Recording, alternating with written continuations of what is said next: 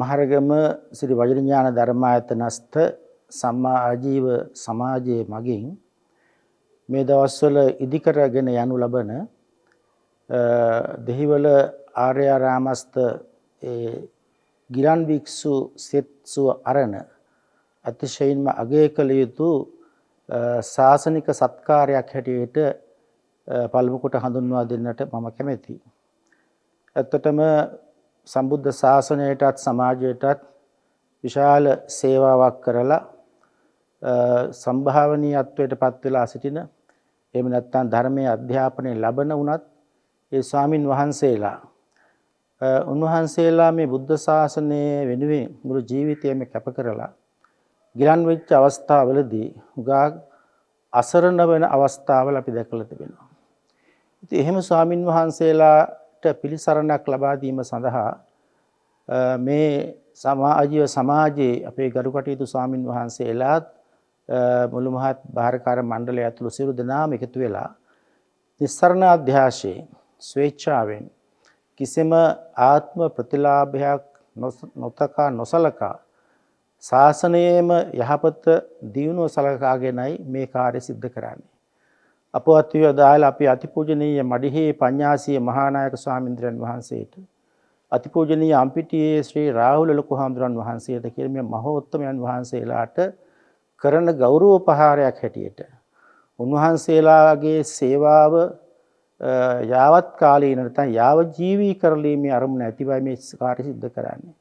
ඇත්තටම ගිලන් භික්ෂු සුව අරණ මම හිතන්නේ ලංකාවේ ගිලන් භික්ෂු ආයතන තිබුණට මේ පරමාර්ථයෙන් කරන මුල්ම කාර්ය හැටියට හඳුන්වන්නට පුළුවන්. මොකද ලංකාවේ සැත්කම් වලට භාජනය වෙච්ච ස්වාමින් වහන්සේලාට ඒ පසු කාලීනව ලබාගත යුතු සත්කාර වෙනුවෙන් පහසුවෙන් සිටිය හැකි ස්ථානයක් අපේ රටේ ඇත්තේ නැහැ. දැන් විදේශවල නම් තියෙනවා සැනටෝරියම් කියලා විශ්‍රාන්තාගාරය කියලා ආයතන තියෙනවා. ඉතින් උන්වහන්සේලාට නැත්තම් ඒ වගේ ප්‍රතිකාර ලබන අයට සුවසේ පහසුවෙන් මානසික සතුටක් ඇතිව වාසය කිරීමේ අවස්ථාවල් තියෙනවා.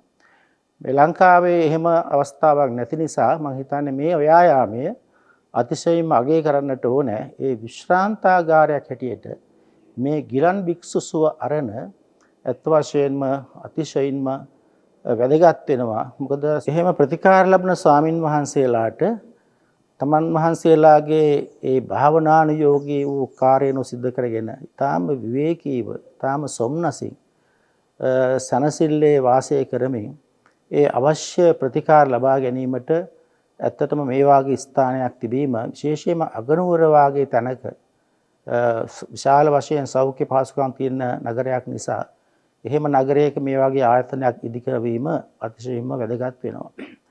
ඒ නිසා ස්වාමින් වහන්සේලාට මේ කරන සත්කාරය බුදුරජාණන් වහන්සේට කරන උපස්ථානයක් කියලා කියන්නේ බුදුරජාණන් වහන්සේගේ අනුශාසනාවට දේශනාවට කරන්නා වූ ප්‍රතිපත්තියෙන් කරන්නා වූ පූජාවක් වශයෙන් උයි සලකන්නට ඕනේ. මේ මහානායක ස්වාමීන්ද්‍රයන් වහන්සේ නිරන්තරයෙන්ම මේ අසරණ සරණ ගුණයට බුදු පියාණන් වහන්සේගේ අසරණ සරණ ගුණයට කරන පූජාව නොඑක ආකාරයෙන් විවරණය කරලා තිබෙනවා. ඉතින් මේ පූජාවත් ඒ බුදු පියාණන් වහන්සේගේ අසරණ සරණ මහ බුදු ගුණයට කරන උත්තරීතර පූජාවක් වෙනවා. ඒ නිසා මේ වෙනුවෙන් යම්ම කිසි කෙනෙක් තාම ශ්‍රද්ධාවෙන් ශාසනයේ දීනු උදෙසා අරමුණු කරගෙන යම්ම මේවට අනුග්‍රහයක් සලසනවා නම් ඒක බුද්ධ ශාසනයේ චිරස්ථිතියටත් මහා සංඝරත්නයේ පහසුවටත් අත්‍යන්තයෙන්ම කරන්නා උපකාරයක් වෙනවා. ඊටාම වැදගත් වෙනවා.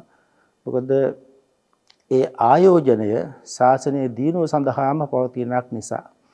ඉතින් ඒ නිසා ඒව සලකාගෙන ඒ ප්‍රතිපත්තිය රකින්න විශේෂයෙන්ම බුද්ධ ශාසනයේ දීනුව උදෙසා ක්‍රියා කරන පිළිවෙත් සරු ස්වාමින් වහන්සේලාට ඒ වගේම ව්‍යක්ත ප්‍රතිබල ස්වාමින් වහන්සේලාට ඒ වගේ අවස්ථාවලදී ලොකු මානසික අස්වැසිල්ලක් මේ ආකාරයෙන් ලබා දීමට ක්‍රියා කරන එක ඊටාම අගය කරන්නට ඕන. ඒවට සහාය වන ගිහි පැවිදි හැම දිනාටම සීලම පරිත්‍යාගශීලීනට අප ඉතසිතින්ම අපේ ආශංසනය රත්නත්‍රයේ ආශිර්වාදයේ පිරිනමන්නට කැමැතියි.